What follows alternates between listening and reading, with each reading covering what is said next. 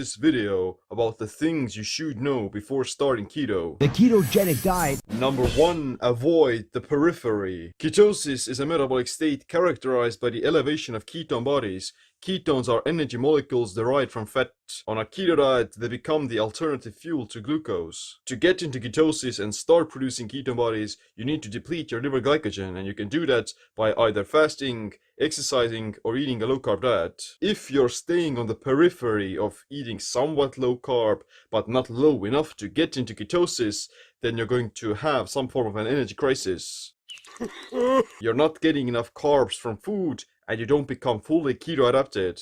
So you're going to experience brain fog, lethargy, weakness, tiredness, and some potential health problems. Some people will also see higher levels of cholesterol when going keto. Higher levels of LDL themselves aren't a big issue as long as they don't get oxidized. Cholesterol is dangerous only in the presence of insulin, high blood sugar, high insulin, and oxidation. That's why you want to avoid the periphery and go straight into ketosis. Instead of staying somewhere around 150 grams of carbs or something, you would want to actually reduce them much lower than that to experience full keto adaptation. Number 2, exercise the right way. It is true that during the initial phase of keto adaptation, you may suffer some drop in performance. Keto adaptation takes at least a few weeks and up to several months to take full effect. Long-term keto-adapted athletes who ate keto for 6 to 36 months have shown much higher rates of fat oxidation and recovery in prolonged endurance workouts than carb-based athletes. It makes sense because the body already uses fat as a primary fuel source at lower intensities like cardio. Elite-level gymnasts eating the keto diet for a few weeks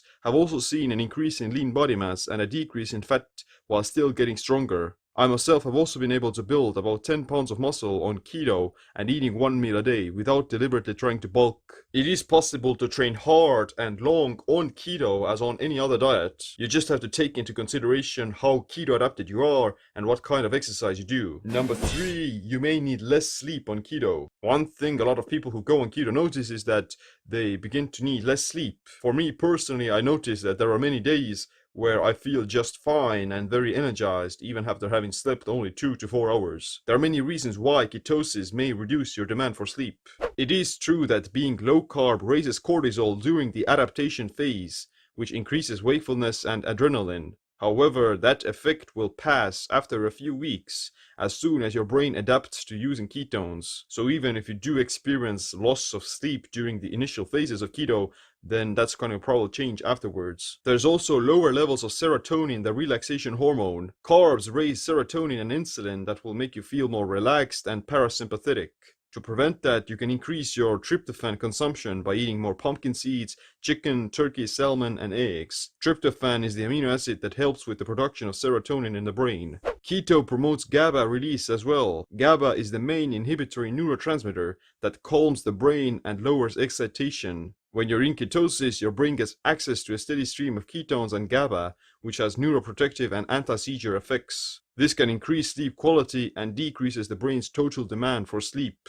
Ketones are anti-inflammatory. Beta-hydroxybutyrate, the main ketone body, reduces oxidative stress and inflammation while stimulating a powerful cellular antioxidant system called NRF2. It also increases mitochondrial efficiency in energy production, and you'll be able to produce 60% more ATP per molecule of ketones than glucose. If you don't show any negative side effects of sleeping less, such as elevated blood sugar, insulin resistance, obesity, forgetting about things, getting into accidents, etc., then you're probably fine. You just have to make sure that you don't hide the symptoms of actual sleep deprivation by drinking coffee or stimulating yourself with exercise. There are studies that show that long-term keto may improve sleep quality.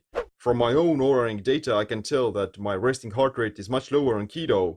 My heart rate variability is a lot higher, and I get more REM and deep sleep. But I say just sleep a little faster. Number 4, you're not going to lose keto adaptation after eating carbs. I've never thought that carbs and insulin are the devil, but there have been some times where I was worried that just eating one piece of potato is gonna kick me out of ketosis and prevents me from being keto adapted for several months. Fortunately, I was quick to realize that this is not the case. Being in ketosis is the actual metabolic state with lower blood sugar and elevated ketones. It's like a fingerprint characteristic showing what kind of fuel substrates are circulating in the bloodstream at that moment. Being keto adapted is the alteration of fuel sources your body goes through as you eat keto.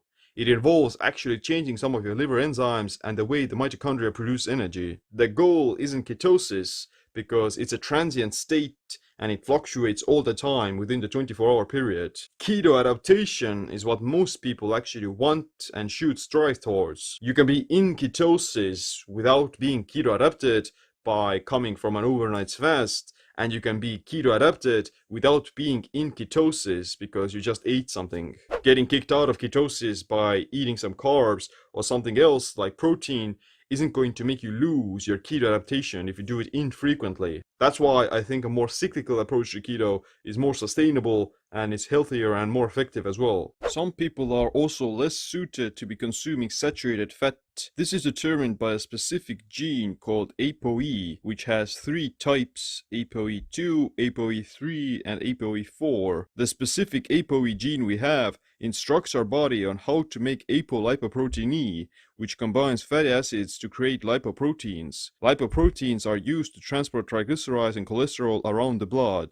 If you have predominantly ApoE4 genes, then you're going to do worse with increased saturated fat and cholesterol intake. ApoE4 carriers are said to be at a 20% increased risk of Alzheimer's disease as well.